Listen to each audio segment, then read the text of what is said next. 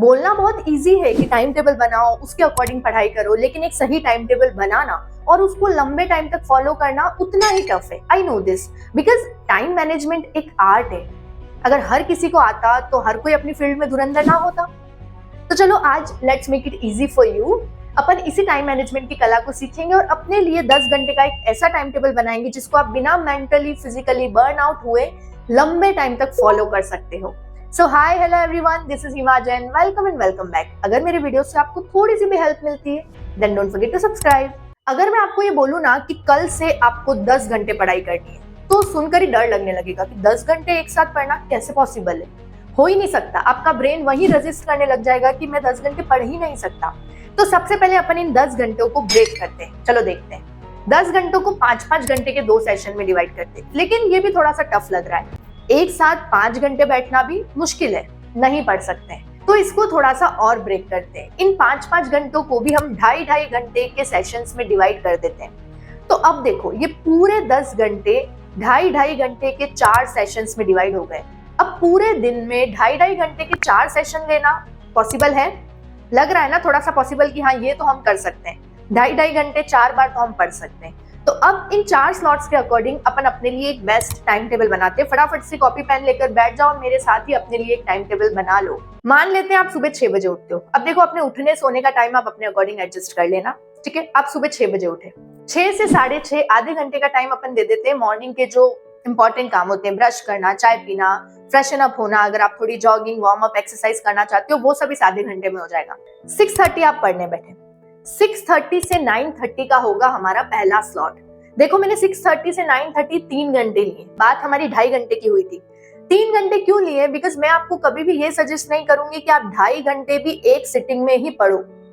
आपको एक साथ 2.5 घंटे पे बैठने की जरूरत नहीं है। आप 1 घंटा सवा घंटा बैठो, फिर 10 मिनट का ब्रेक लो, कोई भी स्ट्रेचिंग, वॉकिंग, पानी वानी पियो, फिर वापस पढ़ने बैठो। तो 2.5 घंटे को भी आप 2 पार्ट्स में डिवाइड कर सकते हो। 1 घंटा, 1.5 घंटा, सवा घंटा, जो भी आपको सही लगे। तो 10 मिनट का ब्रेक आ गया बीच में। प्लस कभी क्या होता है ना, कोई टॉपिक अपन स्टार्ट करते हैं तो उसको पूरा होने में 10-15 मिनट आगे पीछे हो सकता है, तो हम वो 15 मिनट स्पेयर लेके चलते हैं। तो हमने ये 3 घंटे का एक पहला स्लॉट रखा है। कब से कब तक? 6:30 से लेकर 9:30 बजे तक मॉर्निंग का स्लॉट। इसके बाद हम रखेंगे 1 घंटे का ब्रेक। उस ब्रेक में आप अपना ब्रेकफास्ट करो, एक्सरसाइज करनी एक्सरसाइज करो, नहाओ, जो भी आपके इंपॉर्टेंट काम है वो सारे फिनिश करो। सफिशिएंट, 1 घंटे में सब हो जाएगा। फिर हम वापस बैठेंगे 10:30 बजे। 10:30 से 1:30 बजे 1:30 तक का होगा आपका सेकंड स्लॉट। अगेन ये 3 घंटे का है, तो वही बीच में आपका 10 मिनट का ब्रेक आ गया। 10-15 मिनट हम एक्स्ट्रा लेके चल रहे हैं। ये हो गया हमारा सेकंड स्लॉट। इसके बाद आपका आएगा फिर से 1 आवर का ब्रेक। 1:30 से लेकर 2:30 बजे तक 1 घंटे का ब्रेक लो, जिसमें आप अपना लंच करो। अब लंच करते तुरंत आप पढ़ने बैठोगे, आपको नींद आएगी, तो उसके बाद थोड़ी वॉकिंग कर लो, या एक पावर नैप लेना हो आधे घंटे का तो पावर नैप ले लो, और उसके बाद वापस पढ़ने बैठो 2:30 पर। अब 2:30 से लेकर 5:30 अगेन 3 घंटे का होगा हमारा अगला स्लॉट, स्लॉट नंबर 3। हमें 4 स्लॉट्स चाहिए, अपन आ गए हैं अपने तीसरे स्लॉट पर। अब इस स्लॉट में आपको एक चीज ध्यान रखनी है कि next subject, next topic start करने से पहले 15 मिनट के लिए आपने ऊपर के 2 स्लॉट में जो भी पढ़ा है उसको एक क्विक रिकॉल करना है। माइंड में ही या तो उसको एक्टिव रिकॉल करो या फिर वापस उस पर एक नजर घुमाओ। क्योंकि अगर आप रिकॉल नहीं करोगे ना, आप शाम होते होते भूल जाओगे। क्योंकि 4 स्लॉट में हो सकता है आप 4 बार अलग अलग चीजें पढ़ो, 2-3 अलग अलग सब्जेक्ट पढ़ो, तो हमें उसको याद भी तो रखना है ना। तो उसके लिए सबसे पहले एक बार आपको यहाँ पर ऊपर के 2 स्लॉट्स को एक्टिव रिकॉल करना है और उसके बाद नेक्स्ट पढ़ाई स्टार्ट करनी है। इसीलिए हमने 3-3 घंटे का स्लॉट रखा है ताकि हमें थोड़ा एक्स्ट्रा टाइम भी मिले। अगेन 5:30 के बाद होगा आपका 1 आवर का ब्रेक, जिसमें आप इवनिंग चाय पियो, कुछ खाओ, कोई फिजिकल एक्टिविटी अगर आपको करनी है, कोई स्पोर्ट्स खेलने जाना है, कोई आउटडोर एक्टिविटी है, अगर आपकी कोई हॉबी है उस हॉबी को दो।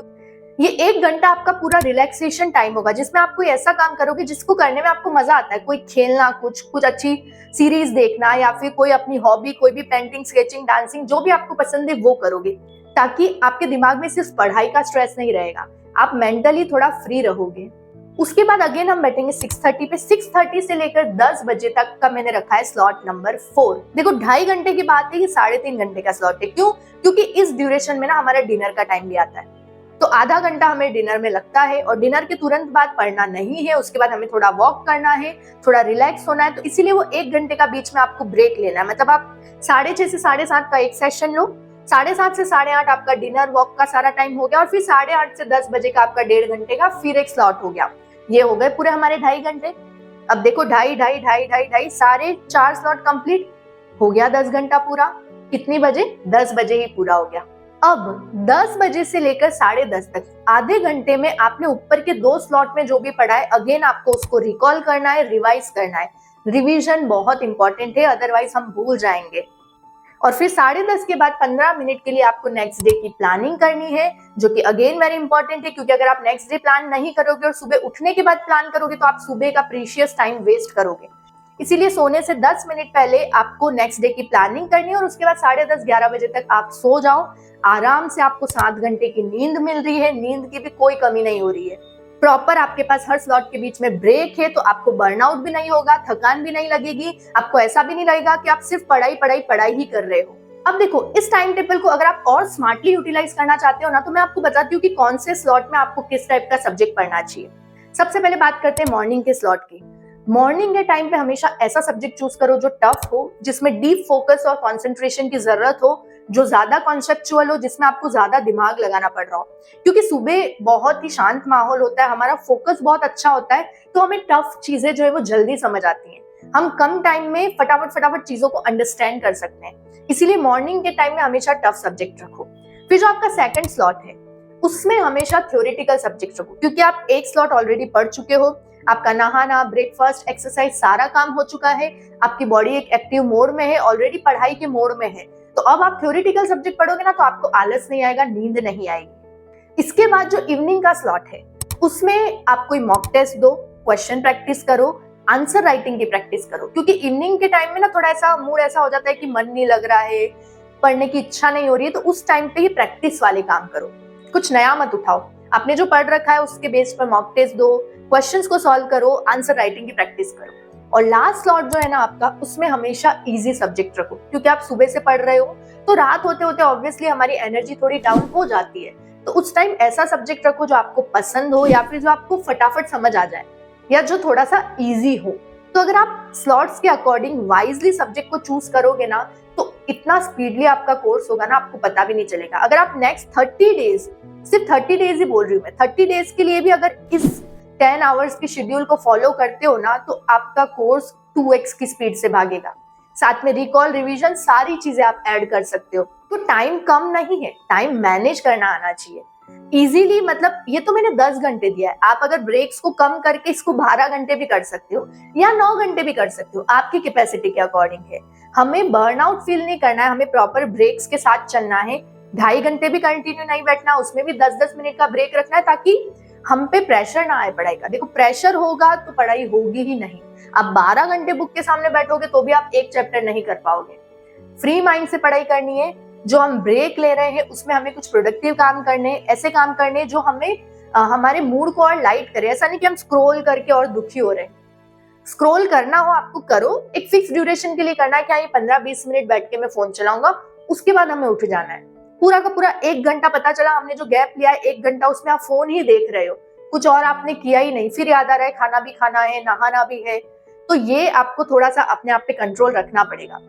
टाइम हमारे पास यही है, ये बेस्ट टाइम टेबल है। आपकी नींद भी कॉम्प्रोमाइज नहीं हो रही है, आपकी मेंटल हेल्थ भी कॉम्प्रोमाइज नहीं हो रही है, आप अपने हॉबीज को, एंटरटेनमेंट को भी प्रॉपर टाइम दे पा रहे हो और प्रॉपर पढ़ाई भी कर पा रहे हो।